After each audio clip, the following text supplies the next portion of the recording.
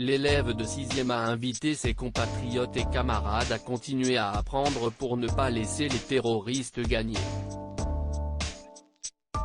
L'attentat islamiste a suscité une émotion nationale qui est venue faire écho à ce qu'ont ressenti les élèves du collège de ce professeur d'histoire-géographie à Conflans-Sainte-Honorine, dans les Yvelines. L'un d'entre eux était d'ailleurs invité sur le plateau de C'est politique, sur France 5, dans la soirée pour lui rendre hommage. C'était un professeur qui rigolait, qui aimait enseigner. Il y a certains types de professeurs qui viennent parce que c'est leur métier et lui on voyait qu'il aimait faire ça et que c'était pas juste un travail. Salut Pape Biram, élève de 6e. La veille, le garçon était apparu devant plusieurs caméras de télévision, installées devant son collège, et avait insisté sur l'importance de continuer à apprendre pour ne pas laisser les terroristes gagner. Les terroristes vont dire voilà on les a tués, ils n'apprennent plus, ils ne veulent plus revenir.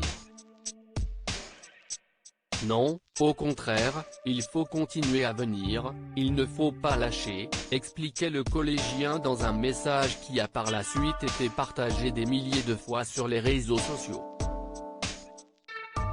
Théâtre de la manifestation historique qui avait suivi les attaques contre Charlie Hebdo et l'hypercacher le 11 janvier 2015, la place de la République à Paris s'est remplie en début d'après-midi de milliers de manifestants, enseignants, élus et anonymes venus défendre la liberté d'expression, dire non à l'obscurantisme et chanter la Marseillaise. Samuel Paty a été décapité vendredi vers 17 h près du collège où il enseignait l'histoire-géographie dans un quartier calme de Conflans-Sainte-Honorine, Yvelines. Son assaillant, un Russe tchétchène de 18 ans, a ensuite été tué de 9 balles par la police. Dans un message diffusé sur Twitter, il a expliqué son geste en disant vouloir se venger de celui qui a osé rabaisser Muhammad. D'autres rassemblements se sont tenus à travers le pays. Partout, de longs applaudissements, des Marseillaises, des fleurs et des bougies. À Lyon, la place Bellecour était noire de 12,000 personnes, selon la préfecture. Ils étaient plus de 3000 à Strasbourg, 1500 à Lille, 2500 à Marseille et 2000 à Montpellier.